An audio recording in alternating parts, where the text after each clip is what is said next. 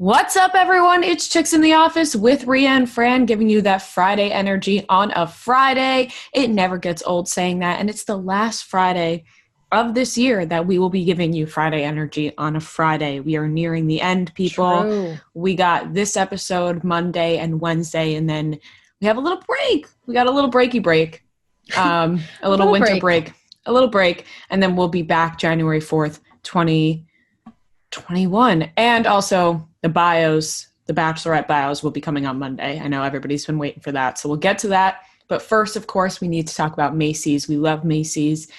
Gift-giving season, guys.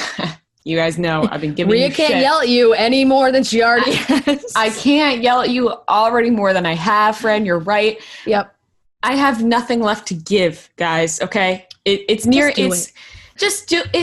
December 18th, Friday.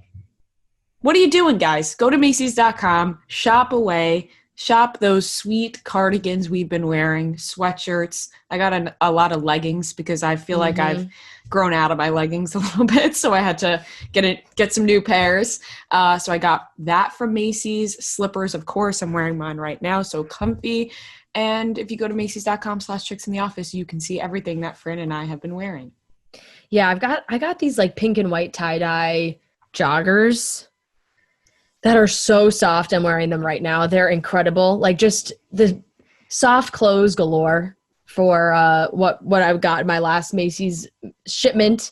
It's really some great stuff. And you can get it sent right to you right now. DoorDash for just $5. If you buy anything $25 or more, you can get that delivered right to your door, same day delivery with DoorDash. So you have no excuses.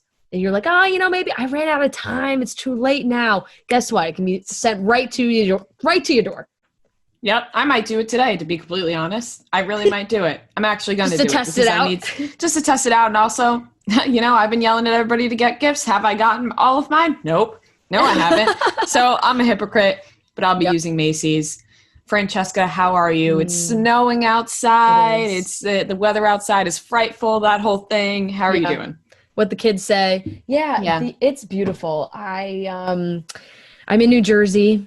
I have not had a snowstorm in my house in a really long time. And I was like, this is the time to do it. So, fire last night. I watched the Santa Claus. So did I. It was on Freeform. It's I didn't watch it on Christmas. Freeform. Oh, I rented it on Amazon Prime Video. Yeah. Oh, it's one of the good ones. And the fire going. Just the dogs sitting with us on the couch, watching the snow fall outside, waking up and everything covered in white. It was beautiful. Absolutely beautiful. That sounds delightful. It really does. I'm in New York City, so not as beautiful, but I do have a little setup outside of my apartment that is quite lovely to look at, and Norman loves it. He loves the snow. Baby's first snow. So freaking cute. He's like a little snow bunny out there. So that's really cute. And I am an emotional wreck. I am an emotional wreck because Grey's Anatomy has flipped and turned my life upside down. It really has. It's been 1 week. Wednesday would be 1 week. And I'm on season 4. So I've watched 4 seasons of Grey's Anatomy in 1 week. And it's so much. It's not something I'm proud of, okay? I mean, after cutting stems, when you get home at like 2 a.m., I saw you tweet about it. I'm like, she's watching it now. Because this is the thing. And so she tweeted about Meredith in the ocean like an hour and a half-ish before like The Bachelor was starting. And I was like, oh no. She can't watch this episode and then have to come to work. She's got to stop watching. It's the worst point to take a break. So she came in, went home. I saw her tweeting about it again. And then Wednesday morning, she texted me about George. And I literally just responded, did you sleep at all? Have you slept? I barely slept. I was like, I can't believe I have to go and watch The Bachelorette and not know what happens to Meredith. Obviously, I know she lives. There's 17 fucking seasons of this show, and it's called Grey's Anatomy. Of course, other characters die, but it's Meredith. So I was like, there's no way she doesn't live, but what happens to her? Like, she's she's drowning and nobody cares. So I had to watch, and then I just got sucked in. Every episode you think, okay, this is the last one, and then something happens and you need to know what happens after that. And so I reached my breaking point on Wednesday when I think I had watched too many episodes. Like you said, I got home at like 2 a.m. and I didn't get home at 2 a.m. I got home at like 1 a.m. We got home at like 1. We got home at like 1, I would say, Tuesday night. Yeah.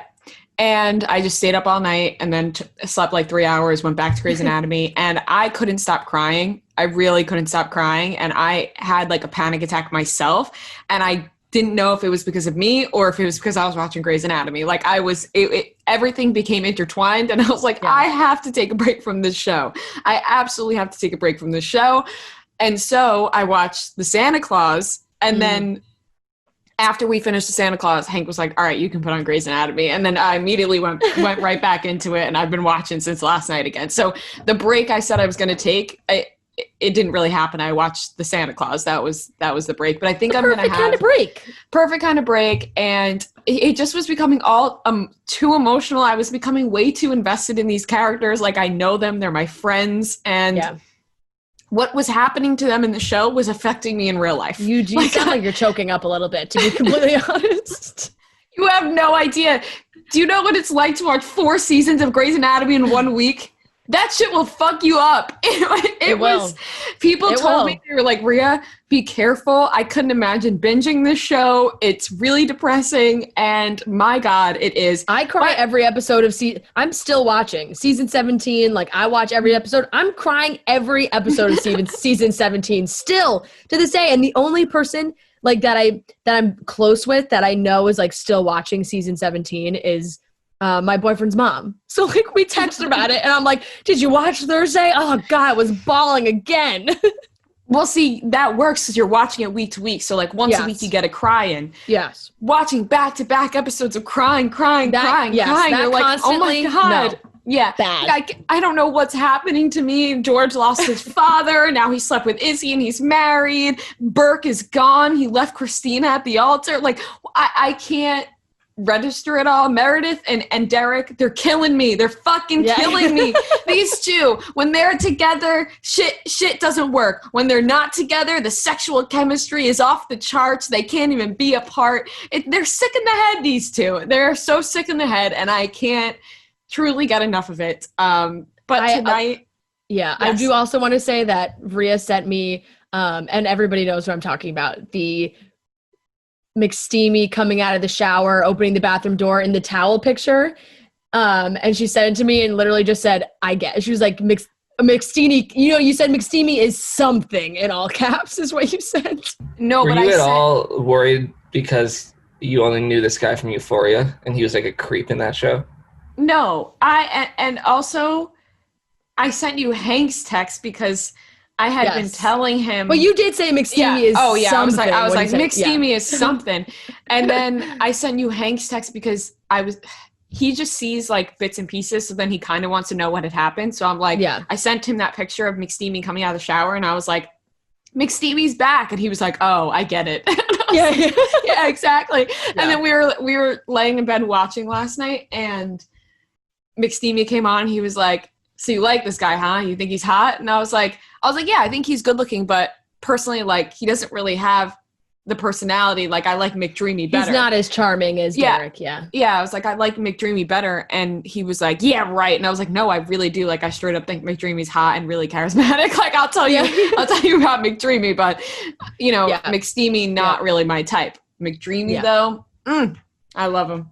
I love him, guys. But tonight I'm going to do a Christmas movie marathon. Yeah. Because this is the time to do it. I need some joy after. You should watch The Holiday.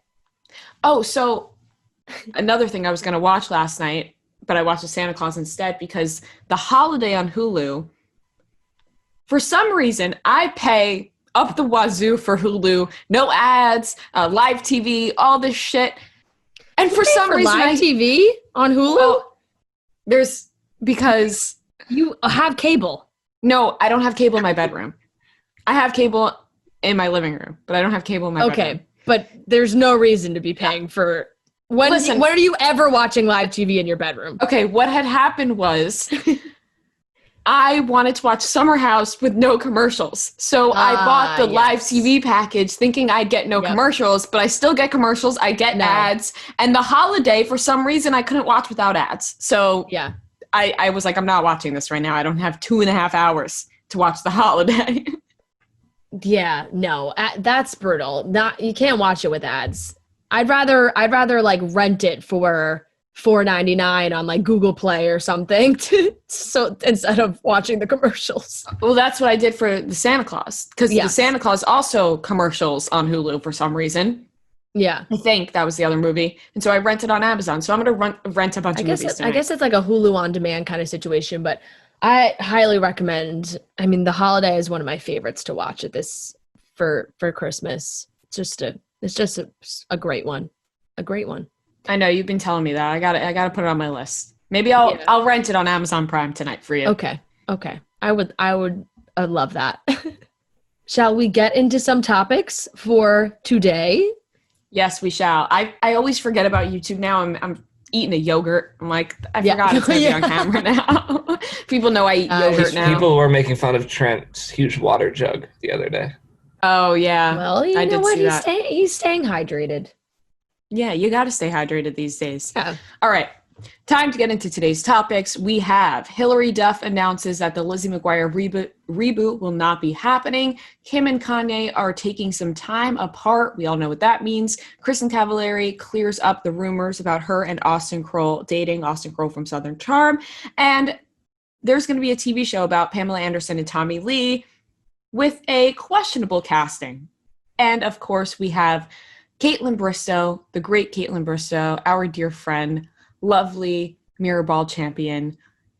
And we're going to talk about Dancing with the Stars. I was going to say we talk about The Bachelor, Bachelorette. We don't. We actually didn't even talk about that with her, which is shocking. No. And for a second, I had a little moment where I froze up and said... Too obsessed with dance. Yeah, I was like, wait a second. With the Stars. Usually with Kaitlyn, we talk about Bachelor or Bachelorette. Did not happen. We talked a bunch about Dancing with the Stars, which was awesome. So let's get into it, starting off with Lizzie McGuire. Hilary Duff announced on her Instagram this week that there sadly will not be a Lizzie McGuire reboot happening. She posted a note on her Instagram, and it's a sad, sad day. We've been robbed, absolutely robbed. So she posted a statement on Instagram. It was very depressing. It was black with white writing, so it just looked sad. And she said, "I've been so honored to have the character of Lizzie in my life. She has made such a lasting impact on many, including myself. To see the fans' loyalty and love for her to this day means so much to me. I know the efforts and conversations have been everywhere trying to make a reboot work, but sadly, and despite everyone's best efforts, it isn't going to happen. I want any reboot of Lizzie to be honest and authentic to who Lizzie would be today. It's what the character deserves. We can all take a moment to mourn the amazing woman she would have been and the adventures we would have taken with her. I'm very sad, but I promise everyone tried their best and the stars just didn't align. Hey now, this is what 2020 is made of." Just a dagger in the heart at the end there. But I have to say, if they weren't able to make the show that Hilary Duff wanted to make that would honor Lizzie in the best way and wouldn't be some like cheesy kid show, then I understand. Like, I'd rather them not make it at all then. But it's just crazy to me that they couldn't make this. I find it insane because Disney owns Hulu. And if you don't feel like the show is appropriate to put on Disney, then why can't you put it on Hulu? A grown-up version of Lizzie McGuire. Everybody wants to see that. It would get... I can't even imagine the amount of views and the amount of people that would watch this damn show and the shows that they're putting out there on Netflix and Hulu and Peacock and HBO Max, and Lizzie McGuire can't get a reboot. It makes no sense to me, and I can't believe that they reboot everything. They reboot everything, and I can't believe they couldn't come to an agreement for this. I mean, you have Hilary Duff on board for this. It's not every day you get somebody on board that had an iconic show like this to come back as the main star. It's not every day that happens. You don't see Miley Cyrus doing a reboot of Hannah Montana. If that happened, people would buy it right away. Lizzie McGuire, iconic character. Hilary Duff wants to make this happen. She wants to be Lizzie again. How do you not make it happen? I think it was absolutely slacking on all parts, and Disney fucked up by not selling it to somebody else to make. Yeah. to me, this sounds like we had a battle of some hard asses, you know, like Hilary Duff and the creator of the show, you know, they wanted to make a more mature show that would honor Lizzie being in her 30s and going through life. That made a lot of sense. It seemed like the way Disney and Disney Plus didn't want it in that direction. So maybe they just got into like one of these situations where they're butting heads, nobody's budging, they're not going to budge, we're not going to budge. And because of that, it just falls apart. Nobody's willing to compromise. And by the way, Hilary should not have compromised because she had the right idea here. So here we are, just with no Lizzie reboot, which sucks because it felt we were so close. Like they started filming, they were all on set, they had it, like it was there. And then that was when they realized like, oh, this doesn't feel right. And they stopped and they were never able to bring it back. Oh, it's terrible. I mean, we got pictures of them on set, Gordo and Lizzie posing together, cute pictures. And yet we're not getting it. We're not seeing a little bit of this show. Just robbed. It's a disgrace. I really hope that one day they figure it out. I don't know how. I don't know when. I don't know who's going to pay the big bucks to Disney to get the rights to the show, get the script, be able to change it the way they like. But somebody's got to do it. I hope so. We're about to get into the Kim and Kanye discussion. And whenever I think of Kim and Kanye, I think of luxury. How about you guys? They are just rich and famous, and it screams luxury. And you know what? Luxury never sleeps, which is why you need the RealReal app. The RealReal is the largest and most trusted source for authenticated luxury consignment. On the app, you can shop and sell top designers 24/7 from anywhere. I'm talking Gucci, Prada, Fendi, Louis Vuitton, anything designer, you name it, they have it. Everything is authenticated by a team overseen by luxury experts, and thousands of new items arrive daily. Listen, I really freaking love the RealReal. I'm telling you, it's one of the best places to shop for designer things. I know I've said this before talking about the RealReal. I know that Hank has gotten me a few of my bags from the RealReal, and Fran says she knows because Fran's the one who sends them. So she knows what I'm talking about. Gift consultant. I approve before it's the purchase. Yes, she is. And they've come from the RealReal. I've gotten things off the RealReal. I got Fendi slip-ons from the RealReal recently. Fran got a beautiful ring from the RealReal that she wears all the time that I love. So it's the best place to shop designer items. And you can also personalize your shopping experience with My TRR. You save your searches for your favorite designers and items in your size and watch new items stream in. Plus, you can keep tabs on your favorites. Just click the heart next to any item to add it to your obsessions. Right now, you can download the RealReal app today to shop and sell your favorite luxury brands and get 20% off select items with code REAL. Once again, it's code REAL. You get 20% off select items. Plus, new shoppers get $25 off their first purchase. This is a no-brainer deal, guys. Available on the App Store or Google Play. Get the RealReal app today. Sources are saying that Kim Kardashian and Kanye West are living totally separate lives. Although they are still a family together with their kids, they are no longer living as if they are a couple. Yeah, so this has been all over. I believe People was the first one to report it. It was on E! News. It's been on every outlet all week long. People magazine first reported saying, like you said, Rhea, very much live separate lives now, and that Kim has work and projects that are important to her and Kanye has his. Their lives don't overlap much. Still, the source says Kim seems happy and is very focused on work and causes. She strongly believes she can make a change when it comes to prison reform, the source says of the star, who is studying to become a lawyer, and this week publicly pushed for President Donald Trump to commute the sentence of Brandon Bernard.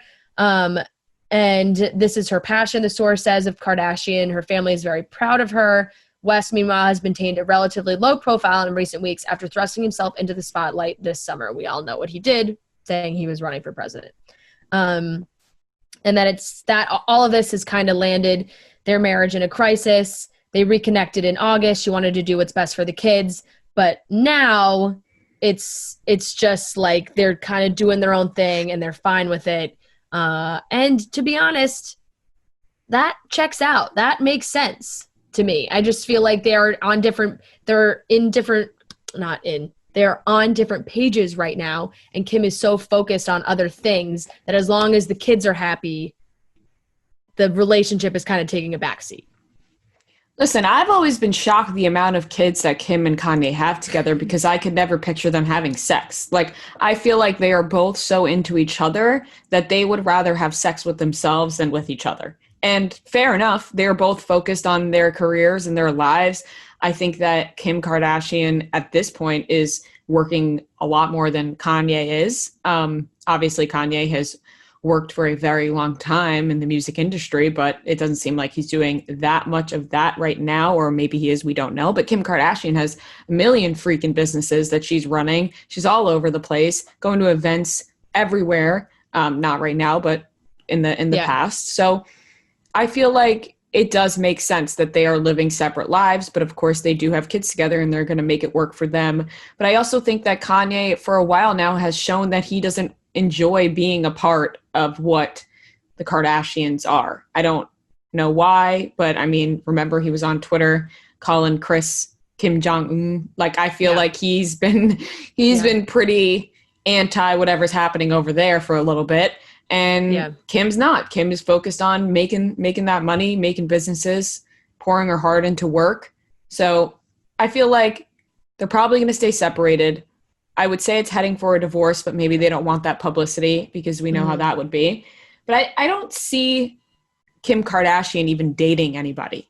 Like, even if her and Kanye weren't together and they're divorced, I don't see Kim Kardashian getting into a relationship. I feel like she's very career driven and maybe she'll have fun on the side, but I feel like she cares about her kids and she cares about her career, and then the relationship, that comes last.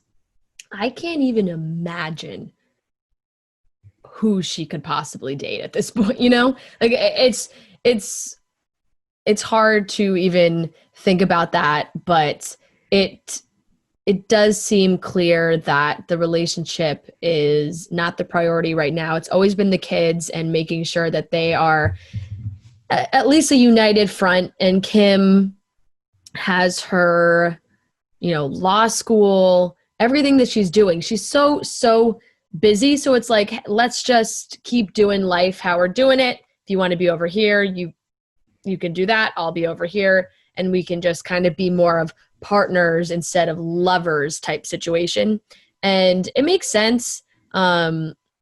It just kind of feels like the image, the situation that they're in right now. And it makes me curious about the whole Kardashians reality TV situation. It makes me curious on if Kanye and the state of Kanye played a role into Kim or any of the family maybe wanting to take a step back from reality TV and not continuing with Keeping Up with the Kardashians, but then maybe getting to the point where it's like, hey, I'm going to do what I'm going to do. We're living separate lives. I can do more. I can do a show without his involvement, perhaps. And then they sign that massive deal with Disney to come to Hulu at some point. So it's all very interesting. I'm curious to see how that plays out.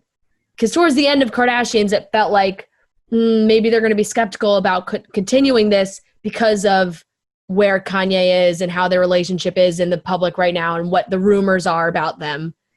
So it's interesting that now, they're obviously going to Disney and going to have some kind of reality situation on Hulu. Yeah, it'll be interesting to see if Kanye is a part of that at all, because I did see on Dumois, they posted, somebody wrote in about Kanye and said that he's not involved with them whatsoever unless it has to do with PR or marketing. Yeah. And he lives in Wyoming, and that Kim has never even been to his private place in Wyoming. So when I read the part about PR and marketing, I was like, so is he only in it for the reality show? Is it the opposite of what we think? Does Kanye not care about the reality show and actually that's what he wants to do? I mean, that would be crazy, obviously, but he was enjoying it for a little bit, and he did know that Kim Kardashian was known from Keeping Up with the Kardashians. Like, he knew all about that. So it's interesting. I feel like we haven't heard from him for a little bit. So I feel like maybe he's just in Wyoming. He also has a place in LA apparently.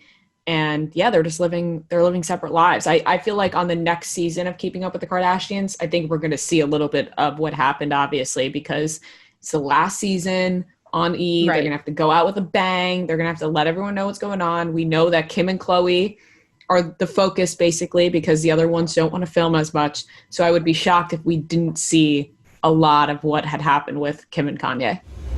A lot of drama this week with Kristin Cavallari and the Southern Charm Boys. This has been very entertaining to follow along with, but we'll go through the timeline here. Austen from Southern Charm, he's been very hot and cold with Madison. They have officially broken up. It seems like for good from how these two are talking about each other. Austen says he had to quit her cold turkey. They always seem like they had a little bit of a toxic relationship. And we got those vibes anytime we talked to them or talked to Shep or Craig. They were always like Madison, but don't like Madison and Austen together. It's bad news. So they break up. Austen comments on one of Kristin Cavallari's Instagram saying, hey, can't wait to see you. Madison then comments on the Instagram that Jay posted with Shannon, being like, oh, can't wait. The pettiness is alive and well. It's really thriving. Then Austen and Craig are hanging out with Kristin and Justin Anderson, Kristin's best friend and hairstylist. They're on Instagram Live. They're boozing. They're having a good time. Austen is carrying Kristin on her shoulders. They're dancing to Taylor Swift, which then led to, Madison saying a lot of petty things, Kristin saying they're not dating. Jeff Dye, the comedian that she's allegedly dating, was tweeting things about it. It's such low level, reality TV drama that is just chef's kiss perfection. It is so damn good. I love having single Kristin Cavallari. It brings me back to Laguna Beach. It brings me back to the hills. It makes me feel good and alive inside. Seeing Kristin Cavallari thrive as a single lady, we're getting all the drama. She doesn't give a fuck. That's the thing. We've always said Jay Cutler doesn't give a fuck. Kristin Cavallari has been dealing with what people are saying about her since she was in high school. This is nothing to her. I think she enjoys this sort of thing. Why wouldn't you? When that's what you grow up on, you're going to be fiending for that attention your entire life in some way, shape, or form, I would assume. Not a bad thing. That's what she did. She was a reality TV star at a very young age. So I feel like this is no thing to her, but it's entertaining for all of us. I think that, she says her and Austen aren't dating. Of course, they may not be dating, but they were fueling the fire there. She knew the same thing with Stephen Colletti, that when she sat on his lap, that would happen. She knows what she's doing. But Austen Kroll definitely wants to hook up with Kristin Cavallari. Oh, definitely. 1,000,000%. That guy and any guy would die to hook up with Kristin Cavallari. So I know for a fact he was probably trying. I don't know. Kristin was probably flirting along, but Austen definitely wanted it more. I don't know anything about them, but I'm going to just assume that he really wanted to. So it was also just optics-wise very sexy. Kristin was in a very sexy outfit. Austen is very tall. So when you're you're on his shoulders, you're up high, you're living they were just, I know that doesn't seem like it should be an important tidbit, but Austen is very tall. It makes him very, the tallness factor, people are very attracted to, tall people. And also, when you're so short like Kristin Cavallari, I feel like any really tall person to you is extra hot because you can't even really see their face from how short you are. Yes. So Jeff Dye tweeted, he wishes winky face. Oh, God. Kristin Cavallari's got to get rid of that guy. Yeah, this guy's got to go. You got to go. He tweeted he wishes. And then Austen had told Us Weekly that he obviously assumed that tweet was about him. He said, it's probably about me. I mean, I'm not here to cause any problems. We just had fun with our friends. And he said, there's no Austen and Kristin. It's just funny. Kristin is a beautiful, driven girl. Clearly, what I'm attracted to. But she has a lot on her plate. She's going through her own stuff. So it is definitely fair where Austen's Kristin Cavallari is so hot. Would totally like to hook up with her. Do I want to date her with everything that's going on in her life? Probably not. I don't think Austen is at that stepfather level kind of situation. And so it's just way more entertaining. I mean, by the way, Justin Anderson is the puzzle piece that keeps them all glued together. Because without Justin, the pettiness doesn't come out as much. I think Kristin would be a little bit more hesitant of putting some of this stuff online, but Justin, he's going on IG Live. He's doing Instagram stories with her when they're wasted. Like, he went on IG Live and put this all out there. Like, Justin loves to stir the pot. They played Mean by Taylor Swift, and he literally said into the camera, "Why you gotta be so mean, Madison?" Like, it's poetic drama. It is, but also, did you just say IG Live? I did say IG Live. Do you abbreviate Instagram in real life? No.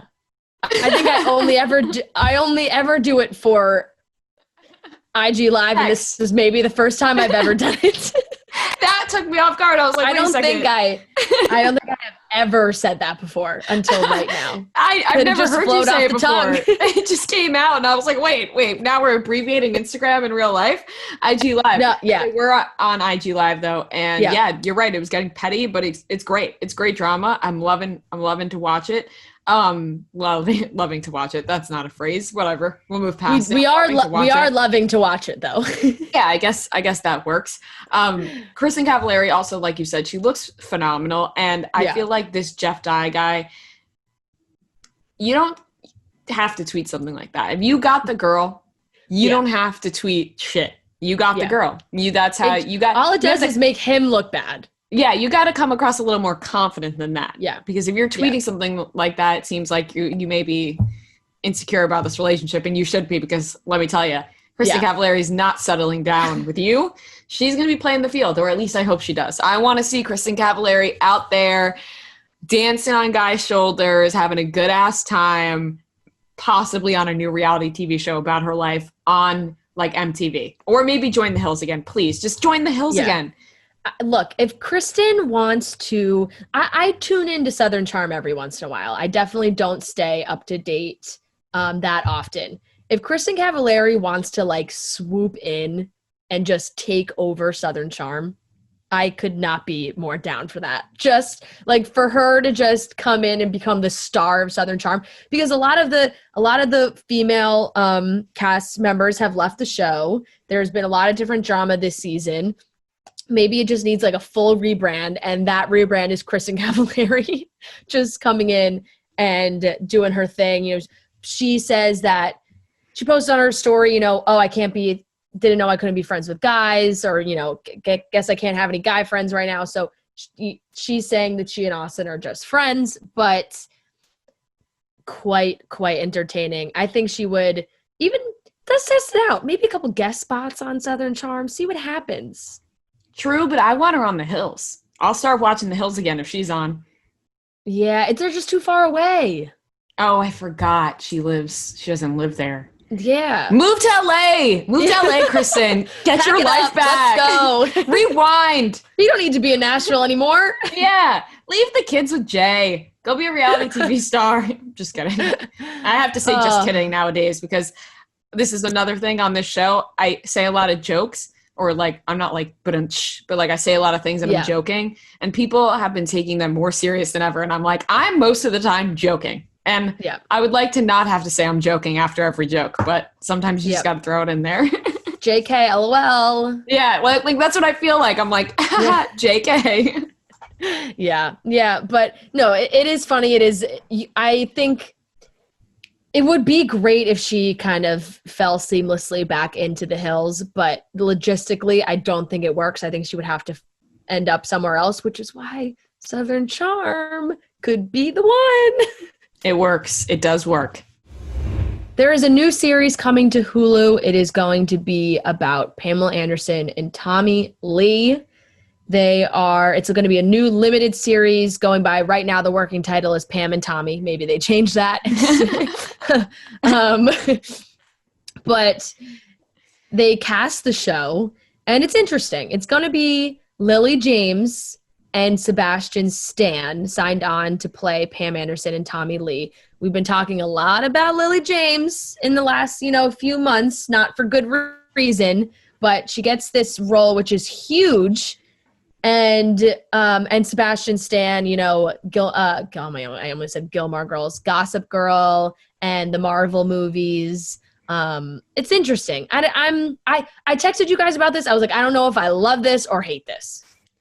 Lily James has one affair with Dominic West, and now she's playing Pamela Anderson. Now she's a bad girl? Yeah. The thing is, I don't like this casting, but that doesn't mean they're not going to do a good job, because I feel like that's what happens in these scenarios, right? Lily James, she probably read the script, really wanted to play Pamela Anderson. They probably thought, Lily James, Pamela Anderson, that doesn't make sense. She auditioned. It was a great audition. And she got or she read for it. She got the part. I can't see them offering this role to Lily James with her not reading for it, not auditioning, not meeting people beforehand, because Lily James does not scream Pamela Anderson in any way, shape, or form. So an initial thought is, why is she playing Pamela Anderson? Why is Lily James playing Pamela Anderson? She's very proper. You don't really see her in roles like this. Yeah. It doesn't make sense to me, but I bet she's going to be good. I don't think they would put her in this position and give her the role of Pamela Anderson if she didn't fucking nail a read at it. I think she had to have won them over. So I think it's going to be good, although initial reaction is it makes no sense. Right. I agree with you, because it's just something we've never seen her do before, which makes us all raise our eyebrows. Like you said, she could totally crush it. But you think Lily James, so proper, British, Downton Abbey, Cinderella, like all of these, Mamma Mia, like very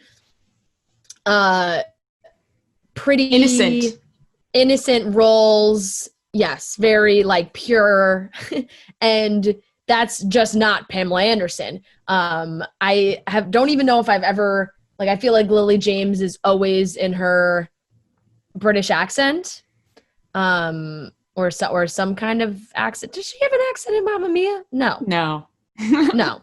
She didn't have an accent. No. She didn't have an accent in Baby Driver either. Yeah, Baby Driver. Oh, I never saw Baby Driver. Great movie. And I think it's also because I always think of her as Cinderella. Like, I've watched that Cinderella a billion times. So I always think of that, which is quite literally the opposite of Pamela Anderson. So it's very interesting. I do like the Sebastian stan. I think Sebastian Stan is in a good position to do something really cool with this, because we haven't seen him in this type of role. I think most people would know him from Captain America and like the Marvel movies. So this is obviously very different, but looks wise, I get it. Not as much for Lily James, I feel like. I don't know. It's hard. Lily James is beautiful, so it's like... Yes, right. She's so beautiful, and Pamela Anderson is so beautiful, but they look nothing alike. I think that's actually why I'm most thrown off, is that they look nothing alike. But they're both obviously very, very beautiful. They just don't look alike at all. Blonde. So, yeah, but Lily James is not even blonde in the way that Pamela Anderson is blonde. So correct. I just feel like she doesn't look like Pamela Anderson at all, and that's why I'm being thrown off. And maybe they'll make her look like Pamela Anderson, and that will work. But she looks nothing like her. But the thing is, MGK, who played Tommy Lee in The Dirt, he looked nothing like Tommy Lee. They made him look like him, so whatever. I also think it would have been cool to see him in this role, just because he had worked with Tommy Lee directly to become Tommy Lee. I'm sure the same will happen, maybe, possibly for this, but I don't really know if Tommy Lee and Pamela Anderson will be so involved in this project, considering it's about them as a couple and they do not get along at all. So I feel like that would be kind of odd. It's a different vibe for the whole series. Right. When The Dirt was out, it was about Motley Crue. So Tommy Lee having a say in how MGK acts makes sense.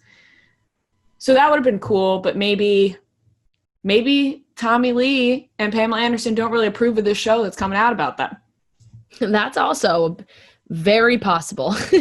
Very possible. And, a lot of times you look at a casting, you're like, they don't really have to look like the person. I understand that. But when it is about two figures like this, it does make sense to have a likeness where there is some connection to what they really look like in real life. And especially Pamela Anderson is so known for her looks. Iconic. It's just such an iconic look that it's like, right, that's Pamela Anderson. But I will say Kendall Jenner looks nothing like Pamela Anderson, but when they made her up to look like Pamela Anderson, she looked like Pamela Anderson. Looked just like her. Yep, so that's very true. That's very true. So I feel like they could make Makeup's a powerful thing.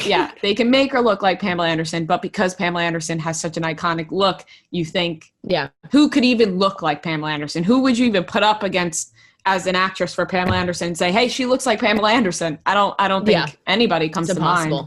So yeah, no, it's impossible. So it's exciting. I think that's something that is very interesting, and will look forward to watching, because they have one of those relationships that is just so dramatic and wildly entertaining from the outsider's point of view. Absolutely. One of the first celebrity sex tapes. Mm-hmm. So, I wonder if that'll play out on the show. We don't really know how many details. We don't have any details about the show really, except for this casting. Yeah. The working title is Pam and Tommy. Like they haven't made. It doesn't seem like it's totally. You got to get a new title for that. It doesn't seem like the board is totally complete yet. Yeah. Yeah. Working title. I'm gonna hope they change that. Yeah, Pam and Tommy. I'm clicking, but also let's come up with something better for the sake of Pam and Tommy. Yeah, yeah. Sounds like John and Kate plus 8, like a reality. Like it just Pam and Tommy just doesn't. They sound like two like a suburban couple from Yeah, they don't sound cool at all. Chatham, New Jersey. Pam and Tommy gonna go meet Pam and Tommy at the club for dinner. We have a great interview with Kaitlyn Bristowe coming up. We're talking about Dancing with the Stars, bringing home that Mirrorball. And you know what, Kaitlyn was on the move. She was dancing her ass off all season long. So I'm sure by the time she got back to Nashville, she would love a moment to chill just like we do. And I hope she reached for a Coors Light, because Coors Light is the beer that is made to chill. You're going, it's hustling, and you just, especially now at the holidays, got a lot going on, trying to make sure that you stay organized and stay on top of things that you wanted to get done before the end of the year. And when you need time to relax, take a moment to yourself, crack open a Coors Light, because it's the only beer that's literally made to chill. Coors Light has new packaging right now. It's already hitting the shelves. Very exciting. The new design features clear skies that invite you to sit back, unwind, and drink it all in. The iconic Coors Light mountains still turn blue when your beer is as cold as the Rockies. It's a brand new look with the same ice-cold refreshment. Coors Light is cold lagered, cold filtered, and cold packaged. It's literally made to chill. It's as crisp and refreshing as the Colorado Rockies, perfect for any moment, especially a time to unwind and relax. I love a Coors Light on days like this. Thursday, we're recording the podcast for Friday, talking a lot, and you know what? Afterwards, I just want to sit in silence and have an ice cold Coors Light. So that's why Coors Light is one we choose when we need a moment to unwind. So when you want to hit the reset, reach for the beer that's made to chill. Get Coors Light in the new look delivered straight to your door at get.coorslight.com. And always remember to celebrate responsibly. It's coming from the Coors Brewing Company in Golden, Colorado. All right, everyone. We are here with a very, very special guest. You all know her. Not everybody gets two varies. No, they do not. We are here with Kaitlyn Bristowe, a.k.a. our newest Mirrorball champion. Yeah. Welcome back to the show, Kaitlyn. There she is. Oh, there it is. Oh, my God. It's beautiful. Isn't it? It is really beautiful. You know what's funny is I was with Hannah B. for a day when I was in LA, and I saw her trophy, and I was like, oh, I can't touch it. That's bad luck. But she was like, no, you can touch this one because it's mine. Everybody gets their own. I thought it was one that goes around like the Stanley Cup, you put your name on it and it goes around. But I touched hers and I was like, oh, it's pretty light. And she was like, oh, yeah, it's hot glued together right now. And I was laughing about it. But I got this sucker and I'm like, what? This is nothing like that one. And they're like, we actually started upgrading them this year. And it's so heavy. And I was so nervous to travel with it from LA to Nashville because I was like, oh my God, what about Brags? But she made it and we're good. That's fantastic. You know what? I've actually always been curious about that because it's you see the Mirrorball, but it's Does everybody get one? Like, do you have it? Like, does Artem have one too? Yeah, he does. We both got one. There's like, the one that they show on TV that's like, oh my gosh, it was just so sparkly. And did you see? Okay, this is so Artem's relationship with me that in my head, I'm like, okay, you can't touch it until you win it. And I was in such shock that we won that I was like, when they're like, go get your trophy. And he was like, go. He's like getting mad at me for not picking it up. And I was like, okay, God, stop yelling at me. It was so funny. It's like the spirit stick for cheerleading. Like, you don't want to touch it or you don't want to drop it because then that curses your entire team. It's exactly like that. Can you put it up to the screen so that we can get a closer look at it? Sorry, I just really want to get a nice look at this baby. Full look. Yeah. Oh my God, my eyes are blinded. They're blinded.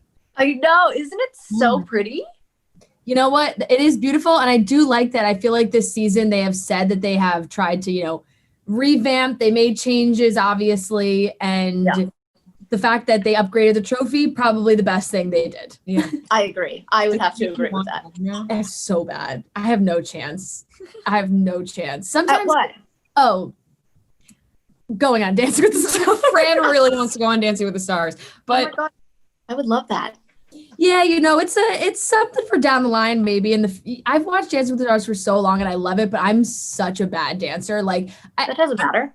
I know, but I feel like I would kind of be like a Nikki Glaser situation. Like, Nikki's so great. Like, she was funny on the show. People liked her, but like she was off in the first week. I'm like, that would be me. I know. That's so sad. It's so funny because, you like to think, or I like to think that I won because I'm a good dancer, but really it's a voting show. It's who people want to stay there. And I feel like Bachelor Nation was like, well, actually the Bella Army, Bachelor Nation, the Vinos, like everyone I feel like wanted me to get that so bad because they know how badly I've wanted it for so long that I'm like, thank you to them. Yeah, that is very true. You honestly did a great job. You really were a great dancer. And we talked about it and we were like, Kaitlyn and Neve, by far the best. You know what I mean? Like, either of them, they deserve to win. And like you said, the people, they showed up for you. What was going through your mind basically throughout the entire time that you were filming? Because you were in quarantine, you're working hard, you got hurt. Take us through the roller coaster that was Dancing with the Stars. It really was a roller coaster. And I was trying to, because, it was the pandemic. So it's not like we're hanging out with the other dancers. So I couldn't gauge like if this was normal for my body to go through this or if other people were like having a really hard time. And I remember one time, like there was, I think Justina and Neve just like back to back walk out of the physical therapist's office, like all taped up and limping. I'm like, okay, this is normal. But yeah, even actually nobody really knows this. I don't think I've said it yet, but I had a false positive COVID test while I was on the show it was like week 1 was great. Week 2, ankle injury. Week 3, ankle not good and a false positive COVID test. I thought I was done. I thought I was going to have to say to everyone, you know what? I have COVID and I can't continue on this journey. I was hysterically bawling. I had to get 3 tests in a row after that. And if they all came back negative, I could go back on the show. And they were. It was a false positive. And it was like one thing after another. And then it was like the Carrie-Ann stuff. And then I was just having a really hard time because 6 hours a day, 7 days a week. And everything just kind of got the best of me. At one point, I was so insecure that I was like, this is right back to my 20s when I knew I wasn't good enough to be a dancer. I don't feel good enough again. Like, it was such a roller coaster. So then at the end, when Tyra took like a full commercial break pause to announce the winner, I was like, if she says my name, I'm going to feel like I really worked hard and deserved this. Like, please say my name. So when she did, it was just such a surreal moment because you guys know the history of me supposed to be on the show and everything that's happened. It was just so wild to hear her call my name and Artem's and be like, we friggin' did it. Yeah. That's why we talked about obviously your win on the show and it was hard because when it gets down to the end, everybody's so good and everybody like supports who they support and it is what it is. It's like Neve was so great, but Rhea and I were like, look, if Neve won, we would have been like, you know what? he deserved it. He's fantastic. He Nev should be on Broadway. Like, I don't know what he had the wrong career like his whole life.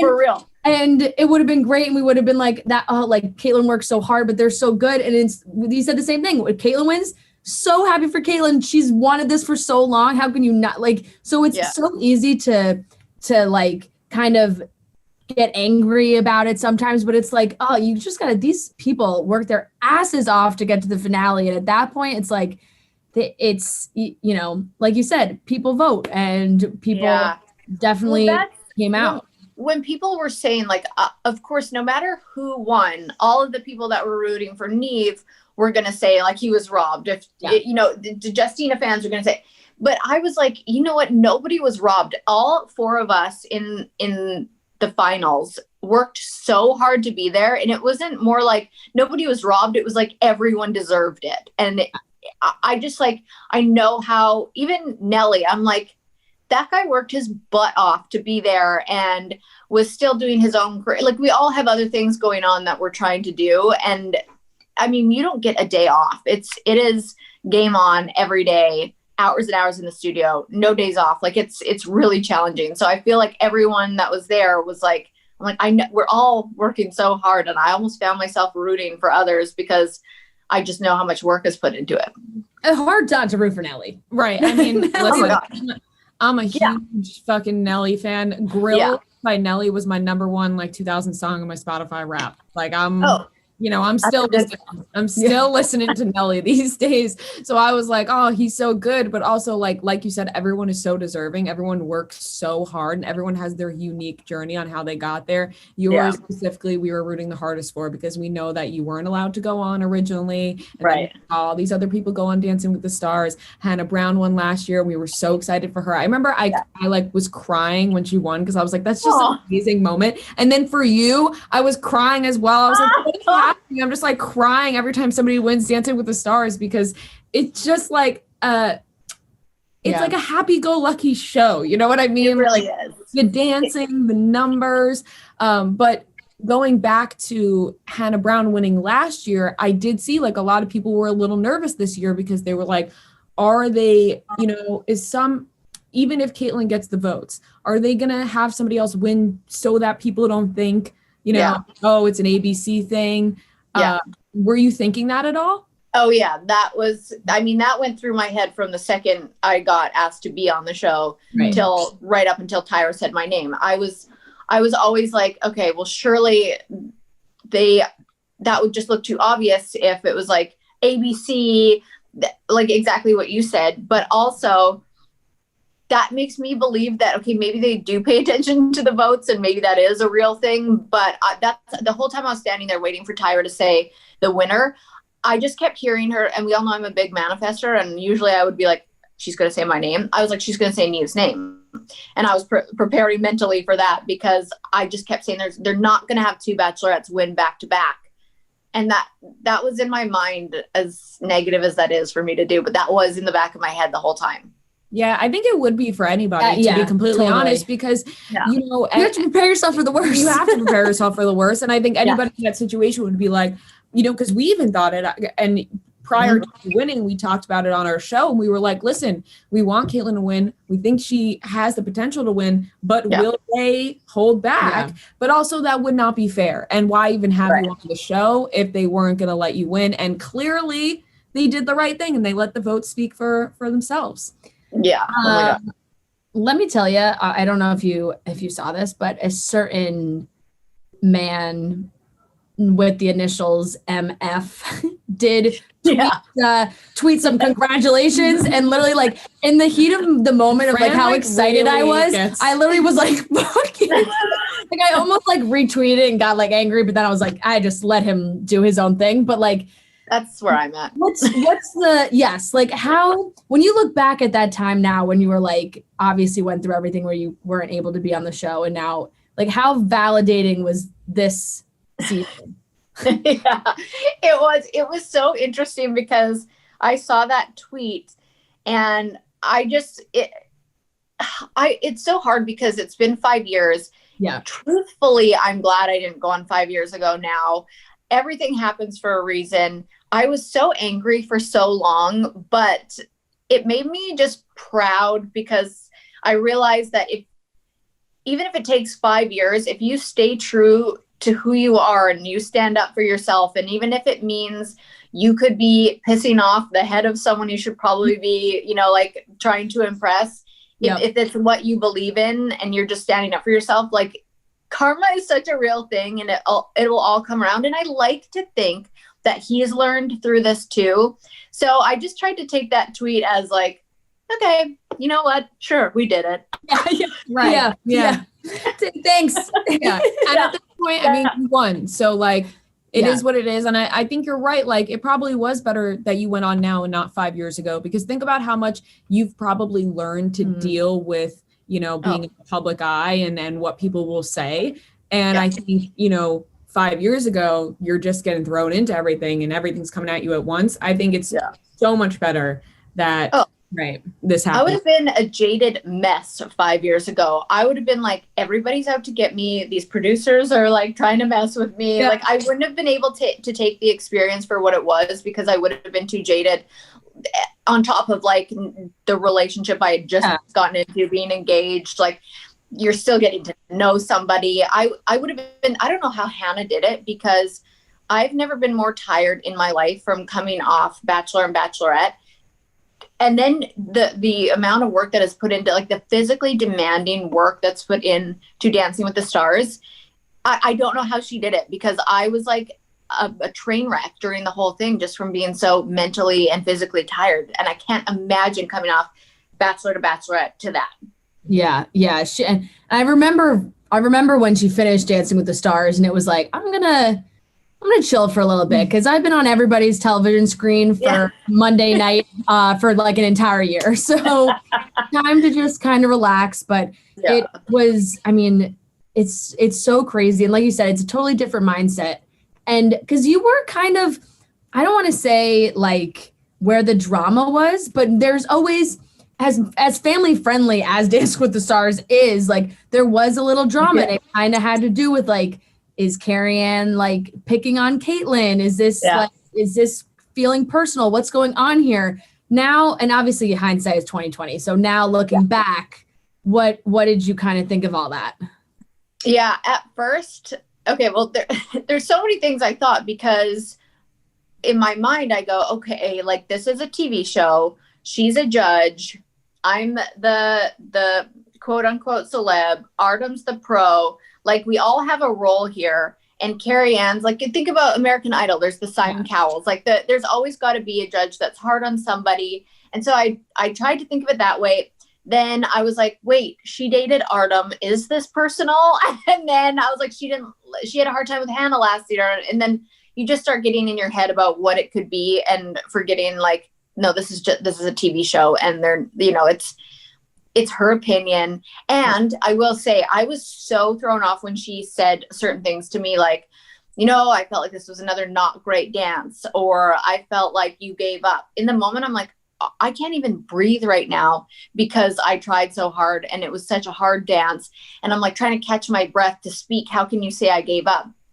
But I will say, that is the one dance I watch back and go, oh, because I was supposed to be a villain, a spicy little Cruella de Vil. I looked like a 90-year-old grandma. Like, everything was just not working with me. To do a Paso Doble to a Rihanna song was hard, because that's not the proper counts or the music. I was like, I'm not a masculine dancer, where that's a very masculine style of dance. And it was just all around a really tough one for me. And I know exactly where she's talking about when she said she felt like I gave up, because I watched it back, searching, trying to figure out what she was talking about. And there was this one move that Artem worked on with me for like a full week, and I finally got it towards the end, and then I went out there and screwed it up. And I think you saw it in my face, where I was like, oh, I should have stayed in character. But I think that's what she was talking about. So looking back, I kind of love that all happened, because if you have a dream and something that you're passionate about and something that you love to do, and it finally happens for you, you don't want it to be just the smooth sailing, easy road. You want to look back and be like, I worked my tits off for that trophy. And like, I wouldn't have wanted it to be a smooth sailing ride. Yeah. Right. And it kind of pushed you a little bit more, I bet. Hearing that criticism, you're like, all right, well, I gotta go harder next week. I gotta keep going. I mean, she knows how to work me, because that's how I get fire lit under my butt, is someone like not believing in me. Or I even have a sweater. I bought it after, actually that night. It was, okay, this is like Instagram targeting me for sure. Yep. The sweater came up on my, an ad, and it was underestimate me. That'll be fun. And I was like, yep, sold. You got me Instagram. Yep. I swiped right the F up on that one. Yeah, but that's so me. I'm like, you tell me it's not great, or you don't know. I'm like, well, I'll show you. Yeah. Right. Yeah. So thank you, Carrie Ann. Yeah. Thanks, Carrie Ann, for the Mirrorball. Yeah. What was it like preparing? Obviously, you got to get your body ready for this kind of physical activity. Did you have to cut some things out of your diet? I mean, we all love McDonald's, but was that like a thing of the past? And did you, what was it like just preparing physically for Dancing with the Stars? Like before I went on, or during? During. Oh, no, everyone's like, you're going to be in the best shape of your life. You're going to lose all this weight. And I was like, I could have, but I chose to eat McDonald's, pizza. Like, I was crushing so much bad food the whole time I was in LA, because I love LA, West Coast food. I felt like Nashville just doesn't have the best like seafood, and that's my favorite kind of food. So I feel like I was just like taking advantage of all the restaurants that were around me in this area. I would drink wine every single night. Like, there were so many things I could have done to literally get in the best shape of my life, but I was like, I'm burning so many calories. I'm just going to eat whatever I want. I love it. That's honestly the way to go, because I feel like if you're not eating the shit you want to eat, and you're also working out the amount of hours that you're working out, you're going to be a miserable person. You're just going to be like, my life is terrible. I'm not enjoying anything. At least you ate good food and drank good wine to like reward yourself. Yes, that's exactly what I did. And I have no regrets. It was amazing. Love that. So you and Jason and the pups were like all out in LA. And I gotta say, like, Jason was so funny to watch throughout all of this. And also, like, we all joked, us and the Trent and like, everyone who does the Bachelor stuff, being like, is Jason okay? Like, he's been quarantined for a while. His Instagram stories, like, is he all right? Like, just like, is he losing his mind? I think he was slowly but surely losing his mind. Which is why we were dying when it was like, oh, all right, they won. She can go back to Nashville. Like, so happy but it was so great because I felt like immersed himself in that process for you so much. Where like he was there for you in this, and it wasn't about him. Yeah. That was like so great. But how did you guys handle, on top of being on the show, doing like this full lockdown apartment, LA, like nothing? Yeah, it could have been hell, to be honest with you. It really was a high risk, high reward move, having the whole fam, including 2 dogs, in an LA apartment where they just like, they didn't understand the apartment life. Like, Pino kept having accidents, and he's like, what? I don't get where the door is. Like, they couldn't just go out to the backyard. And Jason's like trying to, start a business and really like put everything he has into that while trying to stay sane for me, because I'd come home sometimes in tears, or sometimes I'd be like, I want to show you this, and blah, blah, blah. And like, he never knew what he was going to get when I came home, not knowing what mood I was going to be in. So he always was ready for whatever, with like a glass of wine for me. He'd be like, what do you want to eat? He'd make sure the apartment was clean, a candle was lit. Like, he was just, so he's such a level-headed, just stable guy, and the best hype man you could ever ask for. So that combination really worked for him. But I will say, at the same time, I'm pretty sure he was losing his shit. Like, he called it the sky cage, because being in like the apartment, because of my false scare with COVID, I was like, we're not taking any risks. If anyone comes over, they have to get 2 rapid tests, show us the results. We're still going to social distance. Like, I took it so seriously. And so he, something that really makes him feel sane is working out. And he couldn't do that. And he was like, he was losing his shit in that place, but he held it together. And it's funny because you could really tell when we got home how happy he was to be home. It's like he calmed down a little bit. He wasn't all over the map. He was like not spraying champagne everywhere and losing his mind. But yeah, it was fun. I almost had more fun watching his reactions than to like go home and watch myself back, because I'm like, you are into this and I love it. Yeah, his reaction video to you winning was one of the best things I've ever seen. It was so adorable, but also just like you said, like the biggest hype man. You could tell it was almost like he won. Like he was like, I did it, it's over. Yes. Yeah, I think he did feel that way. I think his reaction was better than mine. And I was like, that was one of the best things that's ever happened to me. And his reaction was even better. Like I went to do the press line after on Zoom and talked to all these outlets. And they're like, have you seen Jason's video yet? And I'm like, no, people keep saying this. And then somebody showed me and I was like, oh dear God, like he is very excited. And he sprayed champagne. I'm like thinking about like the, you know, when you put money down to like the damage deposit for the apartment, I'm like, we're not getting that back. Yeah, no, sorry, that's on Dance with the Stars. Yeah. So, I mean, it was great because there was the reaction video, but on top of that, like watching him watch your dances where he would like film himself, he's like, yeah, hit that step, like let's go. He's like, you did it. Like it's like, I'm like, oh my God, it was so he great. Literally gave me like good feedback sometimes. Like I would show him and he's like, oh, you gotta pop that move, you gotta pop that. And I'd be like, oh my God, I do have to pop that. Like it was like something I would work on next time. Like he just knew as a viewer what I needed to like work on and what he wanted to see. And it was so funny. He's a treat. Yeah. Oh, I love watching you guys. Honestly, I'm just like, I'm so happy they're together because it just seems like it's working. You know what I mean? Yeah. Have somebody like Jason support you like that, because I feel like some men out there, they get like insecure or whatever it is, but Jason is just like, Kaitlyn's my girl. She's crushing it, and I'm going to support her the entire way. Yeah, there's no lack of confidence in that one. There really is not. He's, you know, I think like you said, a lot of guys get emasculated by women's success. And that's just so not him, and it never has been him. And you can just tell by, you know, just who he is as a person, who he is with his family, what his family's like he can't fathom not supporting something like that. Like it's just like what he's almost like, why wouldn't I? That's incredible. Right. Like that doesn't make sense. Why wouldn't I support? Speaking of the family, this just reminded me, you guys had to watch your season of Bachelorette. Past, I think it was the end of spring or summer. The greatest seasons ever, right? Yeah, the greatest seasons ever. The Instagram stories were hilarious, and I'm sure that was just funny. A little insight to what happened. So what was it really like watching that back?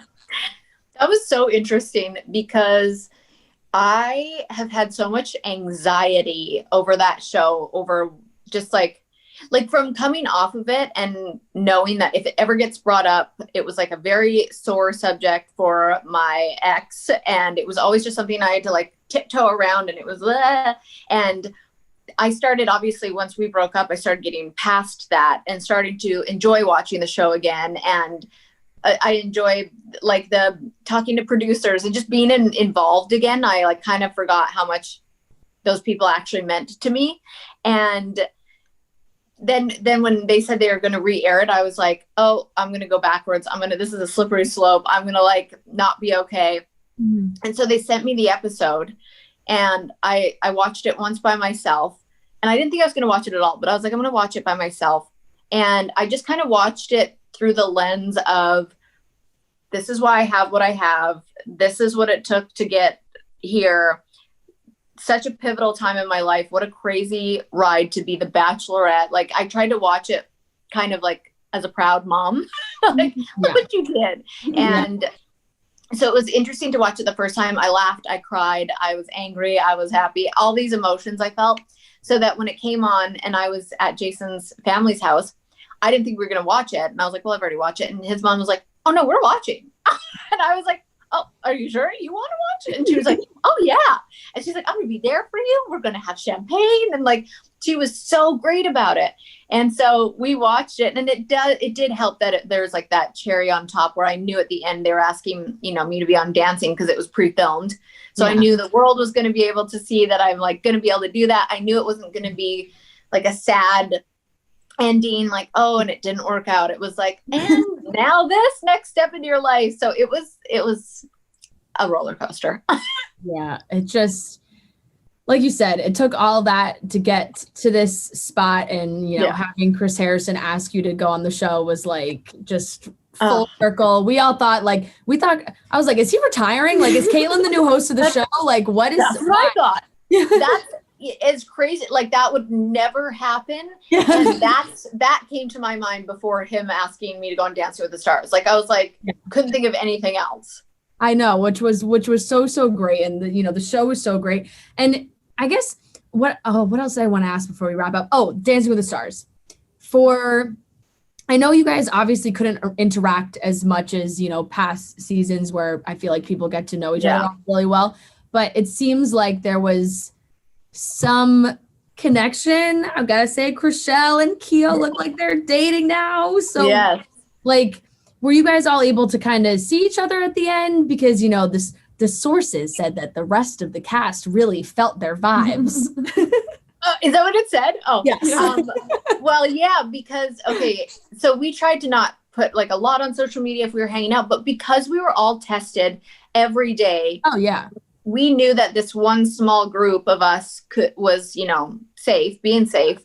And we were still trying to be really smart about it. So there's a couple times we'd go over to Keo's house and Chrishell would be there. And it was always so interesting because, with Gleb as her partner and that whole divorce happening, it's so sad that women always jump to the pretty girl who definitely was a home wrecker. And the whole time I'm like, oh, if you guys only knew, like, her and Keo clearly have a crush on each other. And like, so I felt so bad for Chrishell going through all those rumors because she was like, Gleb was like a good friend of hers and Keo's best friend.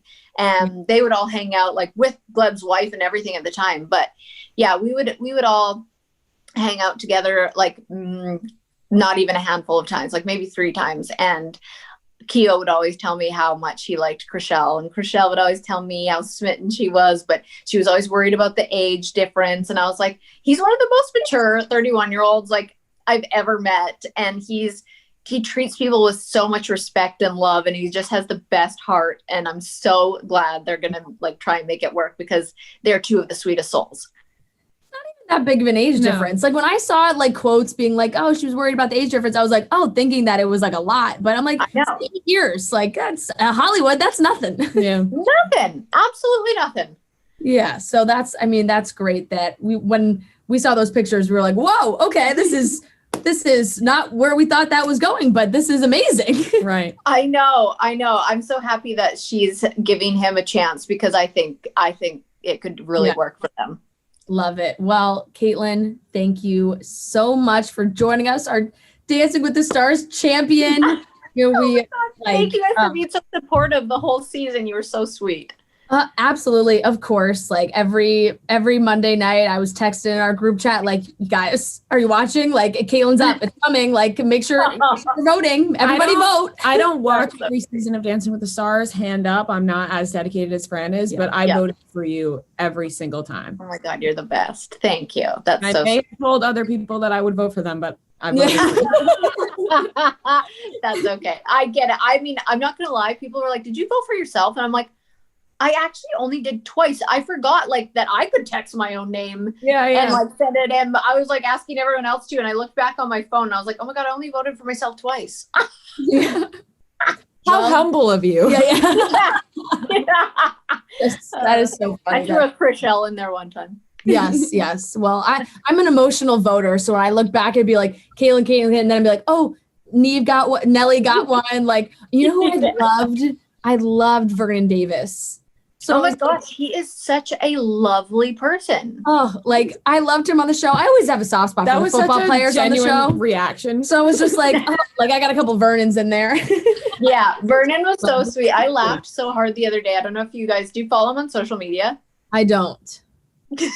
he posted something like a selfie, and he said like, I miss dancing or something. And then he tagged like furniture companies and NFL companies and like all these different people. And then he was like hashtagging furniture. And like, if you just go and look, I'm like, what? I don't get it. And I was so confused because he literally just like acting was in there, hashtag acting, hashtag movies, hashtag film. And I'm like, what is happening? Like, and I just think it's so funny when people do that, like the over tags of like nothing that even makes sense with your post. I love that. That's just somebody who like doesn't use social media that much. That is like, isn't this what you're supposed to do? Yeah, it was cute. Love it. Love it. All right. Well, Kaitlyn, thank you so much for joining us. We're so, like you said, we love you. We're so happy for you. And this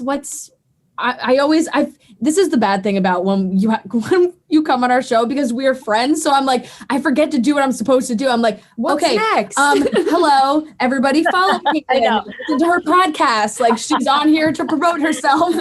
Yeah, I know. At Kaitlyn Bristowe on all platforms. Like, hello, go subscribe to Off the Vine if you haven't already. Like, you're so. I just always forget. But yes, do all the things. I mean, I'm the same way. I feel like when I have conversation with friends, I'm like, I forget that this is even a podcast. Like, I feel like we're on a FaceTime right now, just like chatting about what's happening. But yeah, I mean, I feel like I always feel dumb promoting myself too, because I'm like, and if you subscribe and like and do all the things. But I think everyone that has heard me on the podcast before knows that I have wine labels, scrunchies, my podcast.